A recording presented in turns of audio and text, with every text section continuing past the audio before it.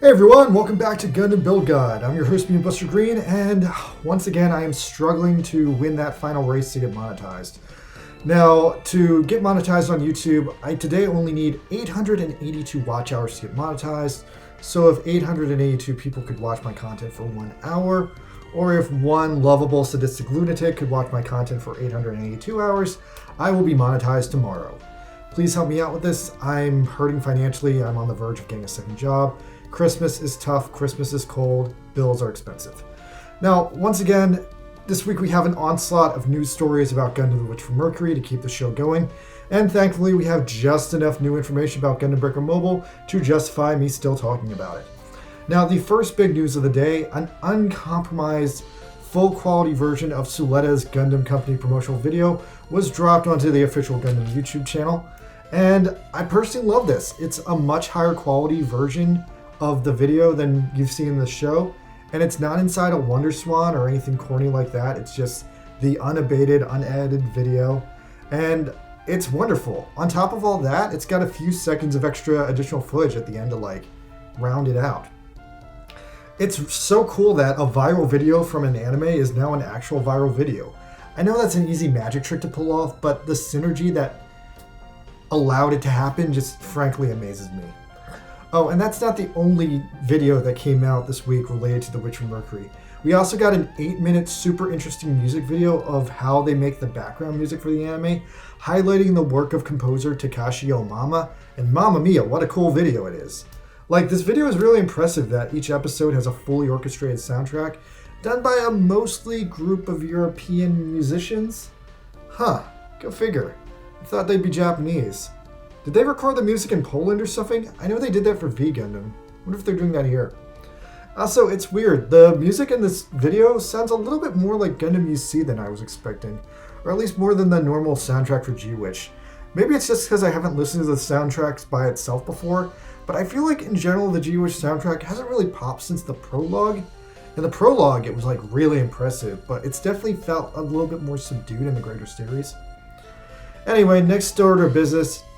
So, when I was reviewing Witch from Mercury episodes, a few weeks ago I brought up this viral comic of Suletta as a Tanuki.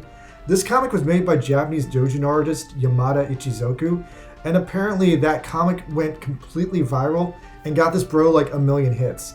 And because it did, or maybe since it did, he's decided that now he's just going to make an entire book of Tanuki Suletta comics, and he's going to sell it at Japanese Comic Con. Now, not gonna lie, I kind of want this. It looks hilarious. It's probably just a lot of the comics he's put online compiled, but I'm impressed that he made enough of them to actually fill an entire book. Anyway, I don't think I'm going to Comic-Con anytime soon. Japan is really turmoily right now since they just reopened their international borders and ticket prices have exploded. Lastly, in another unexpected turn of events, I know everyone loves the girls in Witch from Mercury, they look so adorable. But secretly, deep down, you know what creepy otaku in Japan really want to know? They want to know what they smell like. Well, wonder no more, you creepy otaku pervert bro, because a niche Japanese company is working on making perfumes designed to smell like all the fictional girls in the show. Now, apparently this is a thing that happens every once in a while. They've previously done it for Demon Slayer, Persona 5, and Pirates of the Caribbean. Now, alright, no offense, I can imagine that the girls at an elite space academy might smell okay, but I really can't imagine that drunken pirates or starving demon children smell at all pleasant. Hell, even the Persona people, even though they're modern teenagers, they spend their days running around in skin-tight leather catsuits doing crime, so I bet they smell just sweaty and leathery. Anyway, this is currently a work in progress, so the announcement is just to confirm they're even making such a thing. But yeah, if that's something you wanted, it's going to exist someday, so congratulations. Okay, rolling over to Gundam Breaker Mobile. Now, we have another complete nothing burger of a week, even though it's a new event. We've got some old-ass suits that have come back on another Gundam Fighting Festival, and now they're available in Master Grade size. We got the Gundam Double X if you're a shooter character. We got the Epion if you're a fighter character. The Epion is obviously better because it's the Epion. And unfortunately, no matter which banner you click on, there's still the subpar 33% success of gacha rates. So with me, 3 banners, 1 part. horrible part, I got the head of the Epion. The head of the Epion is literally the worst part of the Epion. Man, I gotta tell you, gacha rates in this game have just been trash lately.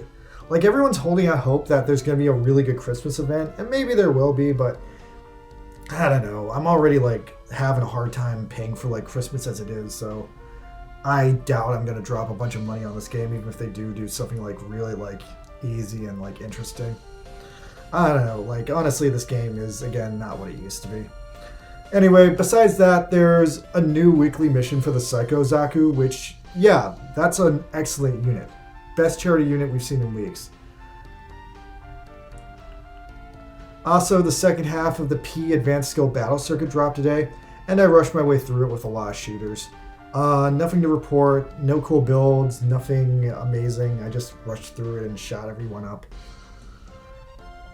On the bright side, there's at least some cool new alterations this week. The most lucrative thing going on is there's a new alteration for the Atlas Gundam and the Old Moon Gundam, which rebalance them and make them competitive again. So they ended up in my weekly team for doing the weekly mission.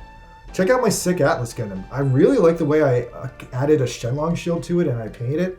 I think the shield looks amazing. I think the shield really, like, makes it special. Lastly, there's a new crew multi-mission, and as always, my crew needs to get together and do it.